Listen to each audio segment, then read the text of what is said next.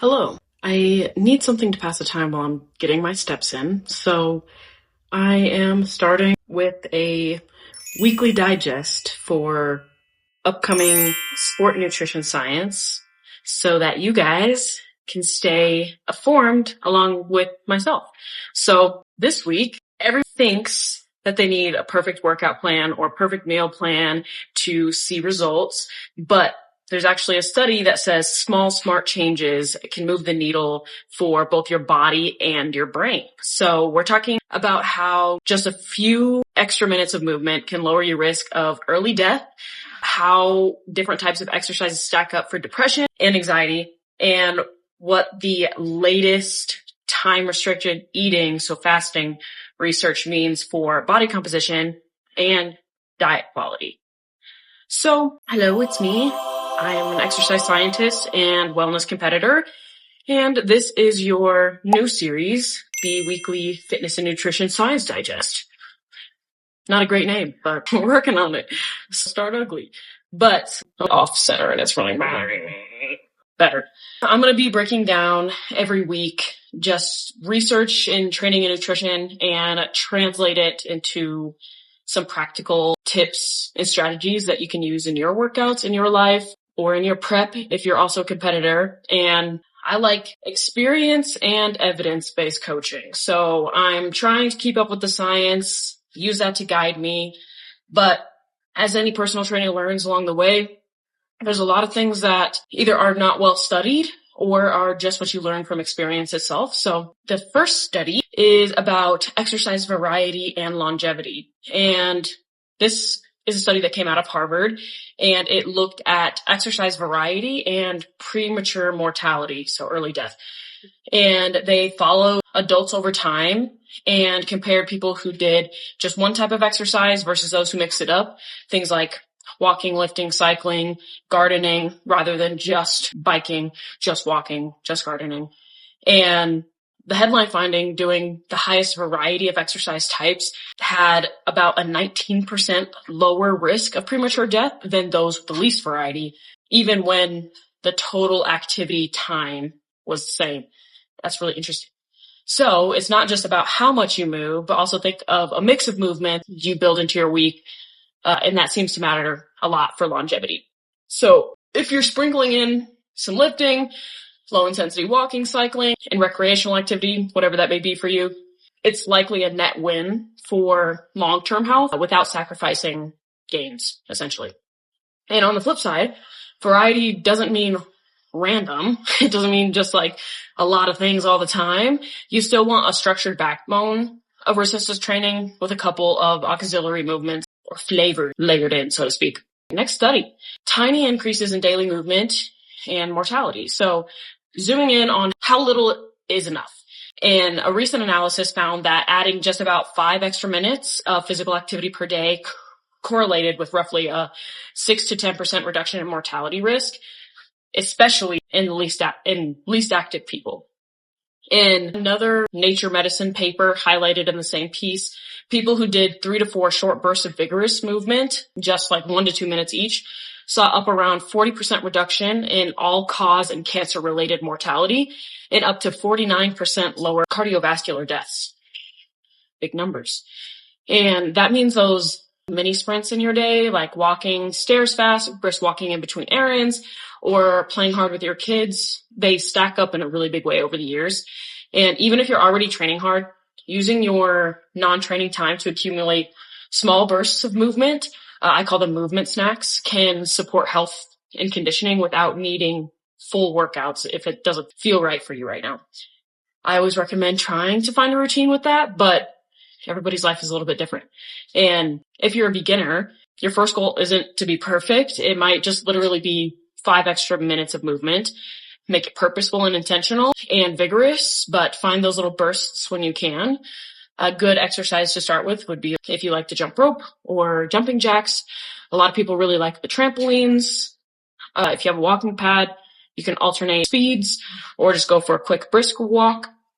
There's lots of little ways that you can work it in without it having to be a big overhaul. Next study, exercise versus medication for depression and anxiety. I think this is relevant with the world today. So on the mental health side, a recent network meta-analysis and commentary showed that exercise is an effective treatment. It is effective treatment for depression and anxiety, in some cases comparable to medication, with specific modes like walking or jogging, yoga, and strength training being the standouts. And the nuances, aerobic exercise, resistance training, and mind-body modalities all reduce symptoms, but structured, supervised, and often group-based programs tended to work better than just telling people to go exercise. So I'm assuming that part of the block there is what to do. If you're experiencing anxiety, it could be everything is too much and there's too many options and you don't want to do it wrong. You don't want to hurt yourself, yada. And then if you're more on the depressive side, it might just be hard to take action. You need step by step be told what to do. And so high intensity exercise also showed a statistically significant improvement in depression compared to the control, and the effect sizes were moderate. And of course, adherence and consistency is always a key factor. And so classes might be a good option for people like this. And programming wise, think of movement as a tool in your mental health toolkit and not just a side effect of your aesthetic goals. And if you're struggling with mood, even simple walking programs, again, group classes, or just like a basic strength session can carry meaningful psychological benefits. And for a simple strength session, I would do the row machine, the leg press, maybe like hamstring curl, quad extension if you like those, or the glute ones, the abduction and adduction, and then a chest press and a shoulder press, and you'll be good to go. And anything else is awesome. Getting a little cardio in there is always good too. But next section, nutrition. So high protein, time restricted eating and resistance training. And there is a randomized control trial, a randomized control trial in young women that are overweight that combine time restricted eating, so fasting, with resistance training and looked at body comp and hormones. So they were assigned to 4 groups: time restricted eating plus high protein, time restricted eating with normal protein, high protein only, or regular protein only, and all in the context of a 25% calorie deficit for all of them, and structured resistance training. In the group doing both time restricted eating and high protein, which was about 1.6 grams per kilogram a day, I believe, reduced visceral fat, which is fat on your organs, and subcutaneous fat, which is the aesthetic fat that we want to lose, and lowered leptin, which is your hunger hormone, while preserving fat-free mass. There is leptin and ghrelin. Leptin makes you feel hungry, ghrelin makes you feel full, or they're the other way around. Honestly, I don't remember, but I do know that those are the hunger hormones.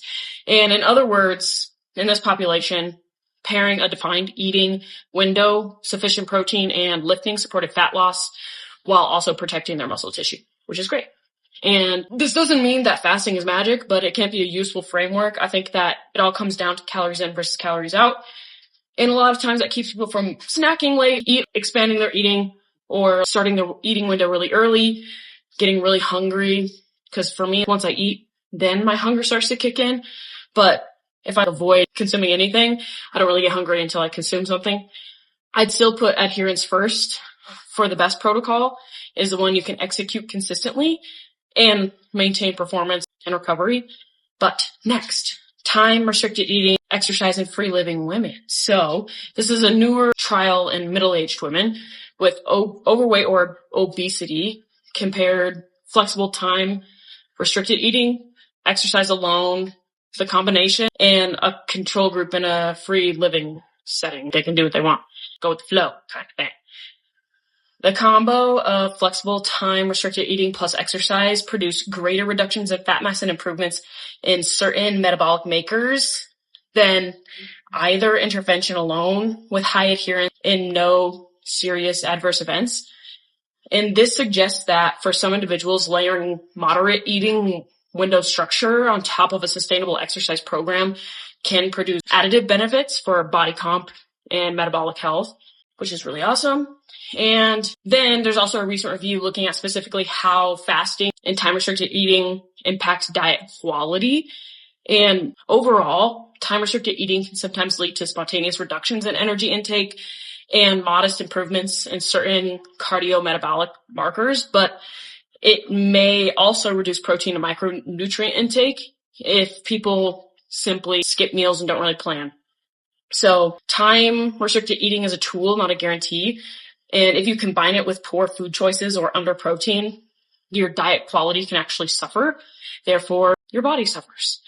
And so basically to apply these takeaways, you want to build a variety backbone anchor to your week with 3 to 6 lifting sessions and then 1 to 2 other movements. It could be walk, cycling, sports, and to get the most out of the longevity benefits of exercise. And for health and longevity, chase minimum effective movement if you're having difficulty starting or keeping a structure.